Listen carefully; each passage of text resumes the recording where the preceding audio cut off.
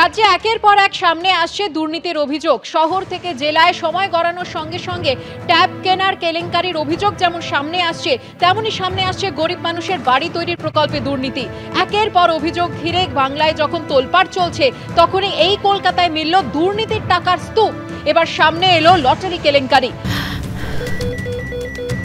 ক্যান্সারে নেই আর ভয়, NCRI এ হবে এর জয়। আপনাদের ভরসা নেতাজি সুভাষচন্দ্র বোস ক্যান্সার হসপিটাল। ইডির ম্যারাথন তল্লাশিতে উদ্ধার হলো প্রায় 9 কোটি টাকা।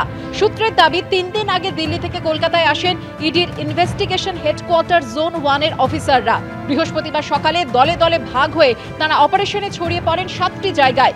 এর মধ্যে রয়েছে লেক মার্কেট এলাকা, lake road, south city, Bhowanipore, উত্তর 24 পরগনার বিরাটি, মাইকেলনগর।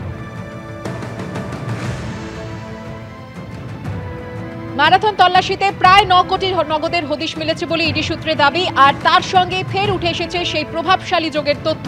সুপ্রিম কোর্টের নির্দেশে নির্বাচন কমিশন যে তথ্য সামনে এনেছিল, তাতে দেখা যায় রাজনৈতিক দলগুলিকে সবচেয়ে বেশি চাঁদা দিয়েছে স্যান্টিয়াগো মার্টিনের সংস্থা ফিউচার গেমিং।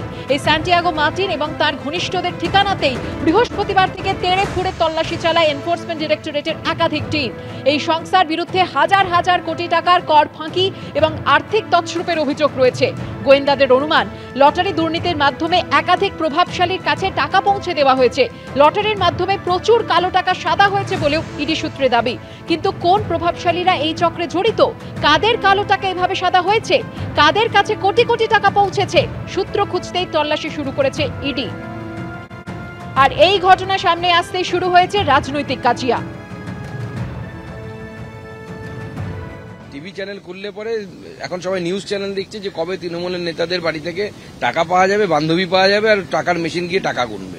তো নতুন কিছু নয়, পশ্চিমবঙ্গের মানুষ এটার সাথে হ্যাবিচুয়েটেড হয়ে গেছে এখন। তো এই লটারি দুর্নীতির কথা আমরা আগেই বলেছি, মার্টিন লটারির কথা বলেছি। যারা পশ্চিমবঙ্গের যে লটারি ব্যবসাতে যারা স্থানীয় লটারির লোকেরা ছিল, তারা সব দেখুন আউট হয়ে গেছে। এই লটারির বিষয়টা একটা অন্য রাজ্যের একটি মামলা সূত্রে যারা তদন্ত করার তারা তদন্ত করছেন। আশা করব তদন্ত রাজনৈতিক উদ্দেশ্যে কোনো কাজ করবে না। কোনো লটারির মধ্যে কোনো ভুল জিনিস আছে না নেই, সেগুলো কে ঠিক করবে? সেগুলো কেন্দ্রীয় সরকারের সংশ্লিষ্ট দফতর যারা লটারি নিয়ন্ত্রণ করেন, তাদের যে বিভিন্ন এজেন্সি আছে তারা ঠিক করবে। যতক্ষণ সব ঠিক ছিল ততক্ষণ ঠিক ছিল, যদি কোথাও কোনো ভুল থাকে তারা বুঝবেন। তবে এই প্রথম নয়, লটারি ব্যবসায়ী স্যান্টিয়াগো মার্টিনের নাম দেশ জুড়ে আলোড়ন ফেলে দিয়েছিল এবছরের শুরুতেই। সুপ্রিম কোর্টের নির্দেশে এসবিআই প্রকাশিত নির্বাচনী বন্ডের তথ্যে দেখা যায় রাজনৈতিক দলগুলিকে সবচেয়ে বেশি চাঁদা দিয়েছে তার সংস্থা ফিউচার গেমিং। সুপ্রিম কোর্টের নির্দেশে এসবিআই দেওয়া নির্বাচন কমিশনের প্রকাশ করা তথ্য অনুযায়ী গত 4 বছরে নির্বাচনী বন্ডের মাধ্যমে গোটা দেশে সবচেয়ে বেশি টাকা পেয়েছে বিজেপি। আর তারপরে দ্বিতীয় স্থানে রয়েছে তৃণমূল। তারা পেয়েছে প্রায় 1609 কোটি টাকা। আর প্রায় 5 দশক ধরে দেশ চালানো কংগ্রেস টাকা পাওয়ার নিরিখে রয়েছে তৃণমূলের ওপরে। আর সবচেয়ে চমকপ্রদ বিষয় হলো, নির্বাচন কমিশনের প্রকাশিত তথ্য অনুযায়ী লটারি কিং স্যান্টিয়াগো মার্টিনের সংস্থা ফিউচার গেমিং অ্যান্ড হোটেল সার্ভিসেসের কাছ থেকে নির্বাচনী বন্ডের মাধ্যমে 542 কোটি টাকা চাঁদা পেয়েছে তৃণমূল। ডিয়ার লটারির মালিকের সংস্থা তৃণমূলকেই সব থেকে বেশি চাঁদা দিয়েছে। এই লটারি কোম্পানির মোট চাঁদার 40% তৃণমূল পেয়েছে। বিতর্কিত এই লটারি সংস্থা তৃণমূলকে সর্বোচ্চ 542 কোটি টাকা দেওয়ার পাশাপাশি তামিলনাড়ুর শাসক দল ডিএমকে কে 503 কোটি টাকা, বিজেপিকে 100 কোটি টাকা এবং কংগ্রেসকে 50 কোটি টাকা দিয়েছে।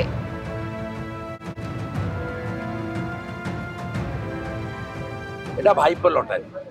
তৃণমূল কংগ্রেসের ইলেকটোরাল বন্ডে ফান্ডে 600 কোটি টাকা দিয়েছে।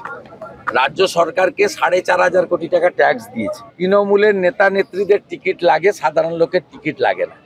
এবং সোল্ড টিকিটে কোনো প্রাইজ হয় না, আনসোল্ড টিকিটে প্রাইজ লাগে। এবং আইপ্যাকের তৎকালীন 2021 সালে ভোটের সময় ডিল করেছে, জেতার পর থেকে এন্ট্রি দিয়েছে। পশ্চিমবঙ্গ সরকারের গৃহলক্ষ্মী, ধনলক্ষ্মী যে সরকারি লটারি, সেগুলো বন্ধ করেছে চোর মমতা। সরকারি লটারি বন্ধ করেছে, করে ডিয়ার আর মার্টিন লটারি ছেড়ে দিয়েছে। দেখুন, এই ইলেকট্রাল বন্ড ব্যাপারটা বিজেপি শুরু করা, এবং তখন বলা হয়েছিল এতে স্বচ্ছতা থাকবে। যা নিয়ম কানুন হয়েছিল সেই নিয়ম কানুন মেনে হয়েছে। এবার তার মধ্যে কোন সংস্থা তাদের আসল ব্যবসায় কোনো গণ্ডগোল আছে না নেই, সেগুলোর সঙ্গে এর কোনো সম্পর্ক নেই। ফলে সেগুলো দেখার দায়িত্ব হচ্ছে কেন্দ্রীয় সরকারের কনসার্নড এজেন্সিস যারা আছেন তাদের। তো তারা বুঝবেন সেটা।